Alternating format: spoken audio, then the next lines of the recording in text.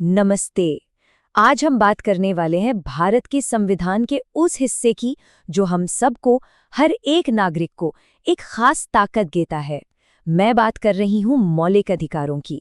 और यकीन मानिए, ये सिर्फ किताबी नियम नहीं है, ये वो गारंटी है जो हमारे लोकतंत्र की जान है, उसकी आत्मा है। अच्छा, एक सवाल है, क्या आपको पता है कि संविधान ने हम सबको 6 ऐसी जबरदस्त शक्तियां दी हैं जो हमारी आज़ादी और हमारे सम्मान की रक्षा करती हैं? सोचिए, ये एक तरह का सिटीजन टूल किट है। तो चलिए आज मिलकर इस पावरफुल टूल किट को खोलते हैं और देखते हैं कि इसके अंदर क्या क्या है।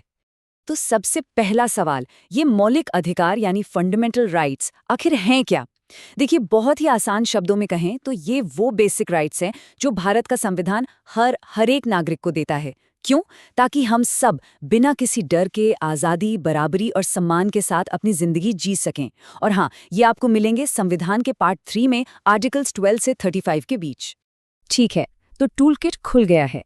चलिए सबसे पहले और सबसे जरूरी औजारों पर नजर डालते हैं।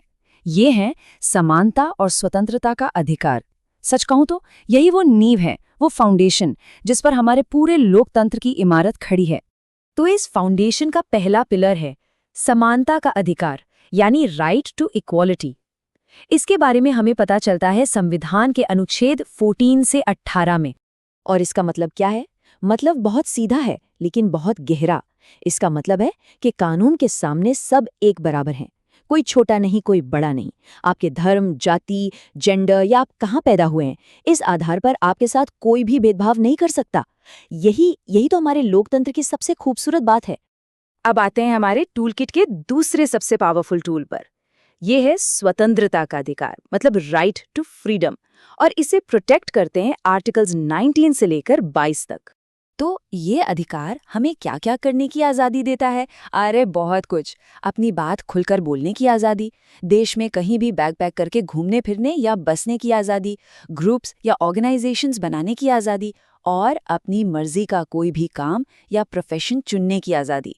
सोचिए, ये सिर्फ शब्द नहीं हैं, ये वो चीज़ें हैं जो हम हर रोज़ करते हैं, और यही अधिकार हमें ये सब करने की ताकत देता है। तो ठीक है, समानता और स्वतंत्रता की नींव तो मजबूत हो गई। अब संविधान इसके ऊपर हमारे सम्मान को बचाने के लिए कुछ और प्रोटेक्शन लेयर्स डालता है। चलिए अब देखते हैं कि शोषण के खिलाफ अधिकार और अपने धर्म को मानने का अधिकार हमें कैसे और मजबूत बनाता है। तो अगला अधिकार है शोषण के विरुद्ध अधिकार, यानी राइट अगेंस्ट एक्सप्लॉयटेशन। ये दिया गया है आर्टिकल 23 और 24 में। ये अधिकार बहुत बहुत जरूरी है। ये खास तौर पर समाज के सबसे कमजोर लोगों को बचाता है। ये किसी भी तरह की जबरन मजदूरी, या जिसे हम बंधुआ मजदूरी कहते हैं, उस पर रोक लगाता है। और सबसे जरूरी, ये बच्चों को खतरनाक काम धंधों में झोंकने से रोकता है। असल में ये अधिकार हर इंसान की डिग्निटी, उसके सम्मान की रक्षा करता है। चलिए अब आगे बढ़ते हैं। अगला अधिकार है धर्म की स्वतंत्रता का अधिकार, और इसके बारे में बताया गया है आर्टिकल्स 25 से लेकर 28 में। ये एक बहुत ही पर्सनल लेकिन बेहद ज़रूरी अधिकार है। देखिए, इसका मतलब सीधा है, हर इंसान को ये आज़ादी है कि वो अपने दिल की सुने, जिस भी धर्म या मान्यता को चाहे उसे माने, उसकी प्रैक्टिस करे, और अगर चाहे तो उसका प्रचार भी करे। किसी पर कोई दबाव नहीं। भारत इतना विविध देश है ना, अलग अलग भाषाएं, संस्कृतियां। तो इसी खूबसूरती को बचाने के लिए हैं हमारे अगले अधिकार, जो हमें मिलते हैं आर्टिकल 29 और 30 से। ये है सांस्कृतिक और शैक्षिक अधिकार। ये अधिकार इस बात को पक्का करते हैं कि भारत की ये जो रंग बिरंगी संस्कृति है वो हमेशा जिंदा रहे। खास तौर पर ये माइनॉरिटीज़ को, यानी अल्पसंख्यकों को, अपनी भाषा, अपनी संस्कृति को बचाने का, और यहाँ तक कि अपने एजुकेशनल इंस्टीट्यूट खोलने का भी हक देता है। ये सच में दिखाता है कि हमारा संविधान हर कम्युनिटी की कितनी इज्जत करता है। तो हमने अब तक 5 अधिकारों की बात कर ली।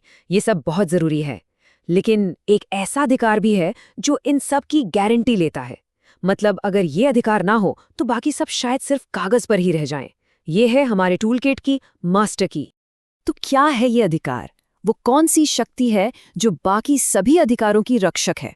वो अधिकार जो ये पक्का करता है कि ये सारे वादे सिर्फ पन्नों पर लिखे शब्द बनकर ना रह जाएं। ये है आर्टिकल 32, संवैधानिक उपचारों का अधिकार, राइट टू कॉन्स्टिट्यूशनल रेमेडीज।